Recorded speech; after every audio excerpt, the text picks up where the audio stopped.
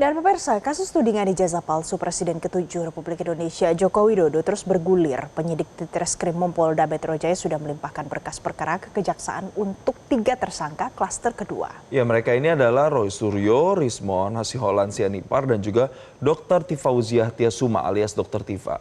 Untuk mengetahui informasi selengkapnya, kita bergabung bersama jurnalis Metro TV, Yona Hukmana dari Polda Metro Jaya. Selamat pagi, Yona. Jadi, kapan dilimpahkan oleh penyidik berkas perkara tersebut? Ya, selamat pagi Jason, Valen dan juga pemirsa.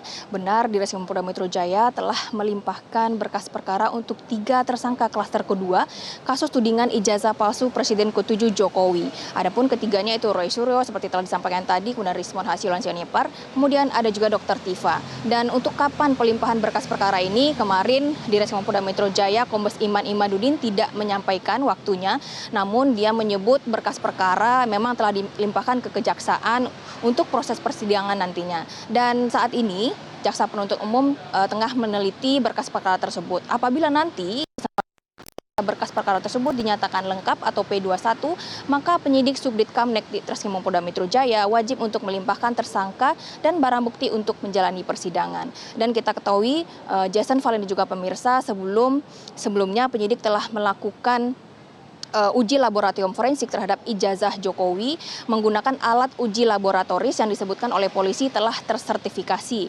Kemudian menyita 17 alat bukti, kemudian menyita 709 dokumen barang bukti dan memeriksa 130 saksi dan 22 ahli yang meliputi ahli pers, kemudian ahli keterbukaan informasi publik, ahli bahasa hingga ahli hukum pidana. Bahkan penyidik juga telah memeriksa 3 ahli meringankan yang diajukan oleh Roy Suryo CS. Kemudian melakukan 2 kali gelar perkara, kemudian 2 kali asistensi dan 1 kali gelar perkara khusus yang dilakukan pada 15 Desember 2025 yang lalu atas permintaan dari Roy Suryo CS. Adapun gelar perkara khusus ini melibatkan pengawas eksternal dan juga ahli. Dan hal ini dilakukan oleh penyidik untuk memastikan profesionalitas penyidik dalam perkara tersebut. Kemudian, Jason, Valen dan juga pemirsa, kita ketahui setelah semuanya dilakukan oleh penyidik rangkaiannya, kemudian ditetapkan tersangka Roy Suryo CS ini, kemudian mereka dikenakan pasal berlapis, salah satunya itu pasal 310, 311 KUHP tentang fitnah dan juga penghinaan. Kemudian pasal yang terkait dengan Undang-Undang ITE, mentransmisikan, menghilangkan dan mengubah dokumen elektronik, kemudian melakukan pemalsuan dokumen elektronik agar autentik, kemudian melakukan penyebaran informasi yang menimbulkan kebencian dan penghasutan berdasarkan SARA. Dan saat ini penyidik masih menunggu, Jason, Valen dan juga pemirsa, bagaimana hasil penelitian berkas perkara oleh jaksa penuntut umum. Nantinya akan bergulir hingga ke persidangan terkait proses hukum Roy Suryo CS ini. Jason.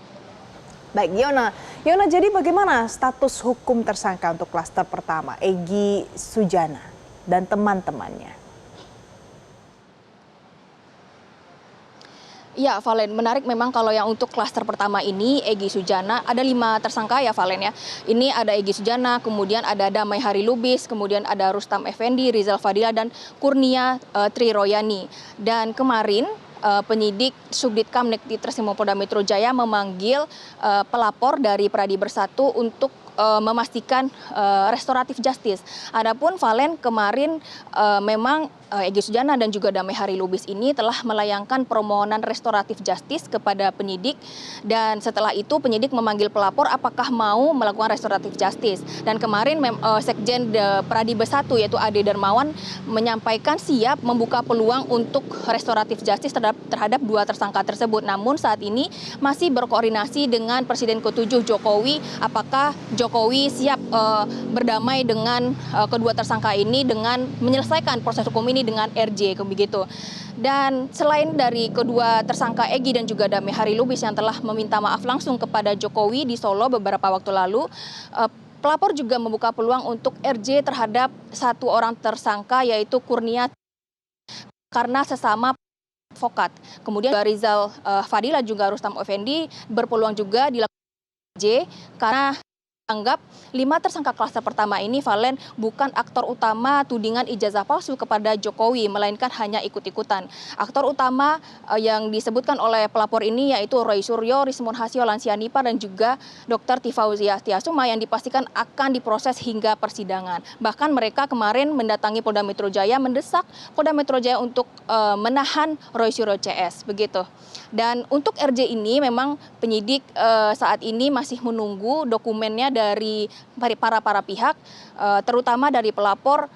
Nantinya bila siap untuk RJ akan menandatangani masing-masing pihak untuk restoratif justice tersebut. Dan 5 tersangka klaster pertama ini berpotensi nanti terbebas dari hukum, begitu. Valen, kembali ke Anda di studio. Baik, Yona Hukmana, terima kasih untuk informasi terkini dari Anda. Jelajahi cara baru mendapatkan informasi. Download Metro TV Extend sekarang.